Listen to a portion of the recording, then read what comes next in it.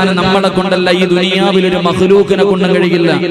അത്രയും വിശാലമായ ഒരു വിഷയമാണ് കേവലം 1.5 മണിക്കൂർ കൊണ്ട് ഞാൻ നിങ്ങളോട് പറയുന്നത്.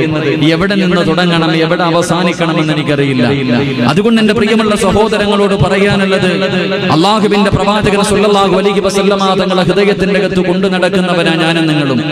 ആരോട് ചോദിച്ചാലും പറയും എനിക്ക് പ്രവാചകനെ ഇഷ്ടമാണ്, എന്റെ കരളിന്റെ കഷ്ടമാണെന്ന് ഞാനും നിങ്ങളും. ഓരോ മനുഷ്യനും പ്രവാചകനോടുള്ള മഹബത്തിനെ കുറിച്ച് പറയുമ്പോൾ എന്റെ പ്രിയമുള്ള സഹോദരങ്ങളെ, മറ്റുള്ള മതവിശ്വാസികൾ പ്രവാചകനെ മോശമായി പറയുന്നവരുണ്ട്. പലരും പ്രവാചകനെ കുറിച്ച് അറിയാതെ പലതും പറയുന്നവരുണ്ട്. അവർക്ക് പ്രവാചകനെ കുറിച്ച് അറിയാനിട്ട എങ്കിലും മറ്റു ചിലർ പ്രവാചകനെ കുറിച്ച് പറയുമ്പോഴും മുസ്ലിമീങ്ങൾ പറയുന്നതിനേക്കാളും മനോഹരമായിട്ടാണ് പറയുന്നത്.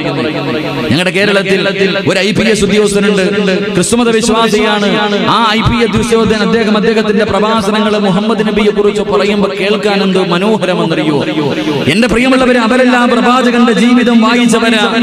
അള്ളാഹുവിന്റെ പ്രവാചകൻ സ്വല്ലല്ലാഹു അലൈഹി വസല്ലമ തങ്ങളുടെ ജീവിത ചരിത്രം വായിച്ചത് കൊണ്ടാണ് അവർക്കൊക്കെ അങ്ങനെ പറയാൻ കഴിയുന്നത്.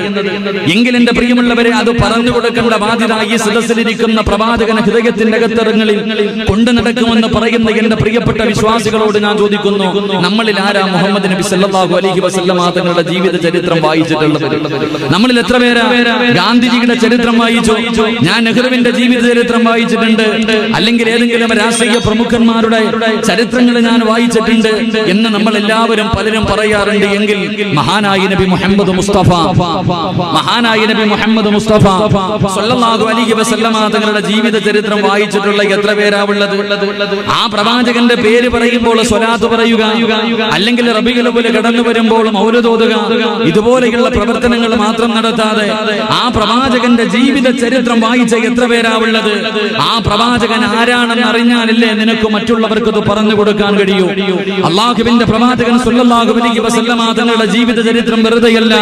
മഹാനായ നബി മുഹമ്മദ് മുസ്തഫ സ്വല്ലല്ലാഹു അലൈഹി വസല്ലമ തങ്ങൾ പറയുന്ന പ്രവാചകന്റെ ജീവിത ചരിത്രം വായിച്ചാൽ, ലോകത്തിന്റെ നേതാവിന്റെ ജീവിത ചരിത്രം ഏതെങ്കിലും ഒരു മനുഷ്യൻ വായിച്ചാൽ അവൻ അള്ളാഹു കൊടുക്കുന്ന പ്രതിഫലം എന്തെന്നറിയുമോ? അള്ളാഹുവിന്റെ റസൂൽ ജീവിച്ചിരിക്കുമ്പോ ആ പ്രവാചകനെ സന്ദർശിച്ചവനെ പോലെയാണെന്ന് നബി മുഹമ്മദ് മുസ്തഫ സ്വല്ലല്ലാഹു അലൈഹി വസല്ലമ തങ്ങൾ പറയുകയാണ്.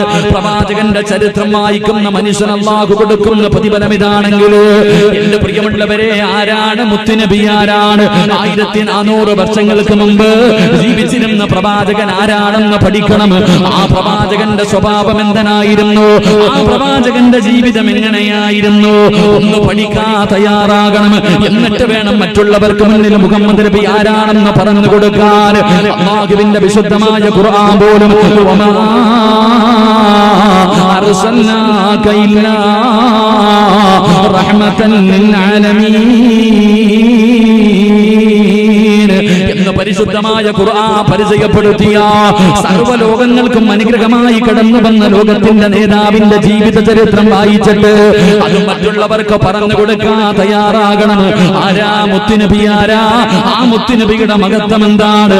എന്റെ പ്രിയമുള്ളവരെ, പഠിക്കാൻ ഒരു ചരിത്രം പറഞ്ഞു തരാ. ആരാണ് നമ്മുടെ ഹൃദയത്തിന്റെ ഉള്ളറകളിൽ കൊണ്ടു നടക്കുന്ന, അതാ ഹൃദയത്തിന്റെ ഉള്ളിൽ ഒരു കടുകുമണികളുടെ അളവെങ്കിലും ഈമാനുള്ള ഒരു മനുഷ്യന്റെ മുന്നിൽ മുഹമ്മദുർ റസൂലുള്ളാഹ് മുഹമ്മദ് എന്ന പേര് പറയുമ്പോ അറിയാതെ അവന്റെ നാവിന്റെ തുമ്പിലേക്ക് സല്ലല്ലാഹു അലാ മുഹമ്മദ് സല്ലല്ലാഹു അലൈഹി വസല്ലം അറിയാതെ സ്വലാത്ത് വന്നു പോകുന്നതിന്റെ കാരണം എന്തെന്നറിയുമോ? ഇത്രയ്ക്ക് നമ്മൾ സ്നേഹിക്കാനുള്ള കാരണം എന്താ? എന്റെ പ്രിയമുള്ളവരെ, യുദ്ധം കഴിഞ്ഞിട്ട് അള്ളാഹുവിന്റെ പ്രവാചകനും തന്റെ കുടുംബവും സഹാബത്തും നാട്ടിലേക്ക് മടങ്ങുകയാണ്. ഒരു യുദ്ധം കഴിഞ്ഞു മടങ്ങി വരികയാ. അതാ യുദ്ധം കഴിഞ്ഞ് എല്ലാവരും കടന്നു വരുമ്പോ എല്ലാവരും അവരവരുടെ ആവശ്യങ്ങൾക്ക് വേണ്ടി, വിസർജനങ്ങൾക്ക് വേണ്ടി, മറ്റുള്ള കാര്യങ്ങൾക്ക് വേണ്ടി എല്ലാവരും ഒരു സ്ഥലത്ത് ഇറങ്ങുകയാണ്. അല്ലാഹുവിന്റെ പ്രവാചകന്റെ കുടുംബമുണ്ട്, സ്വഹാബാക്കളുണ്ട്. എല്ലാവരും അവരുടെ ആവശ്യങ്ങൾ നടത്തുന്നതിന് വേണ്ടി അതാ അവരവർ ഓരോ സ്ഥലങ്ങളിലേക്ക് കടന്നു ചെല്ലുമ്പോ അല്ലാഹുവിന്റെ പ്രവാചകന്റെ പ്രിയപ്പെട്ട ഭാര്യയായ ആയിഷ ബീബി റളിയല്ലാഹു തആല അൻഹ അതാ ആയിഷ ബീബിയും അവിടെ നിന്ന് ഇറങ്ങുകയാണ്. തനിക്കൊരുക്കി വെച്ചിരുന്ന കൊട്ടാരത്തിന്റെ അതിന്റെ കുടിലകത്ത് നിന്ന് ഇറങ്ങി വന്നിട്ട് ആയിഷ ബീബി റളിയല്ലാഹു തആല അൻഹ പോയി ഇതിന്റെ ആവശ്യങ്ങൾ മുഴുവനും നടത്തുകയാണ്. എന്നിട്ട് വന്നതാ തനിക്ക് വെച്ചിരിക്കുന്ന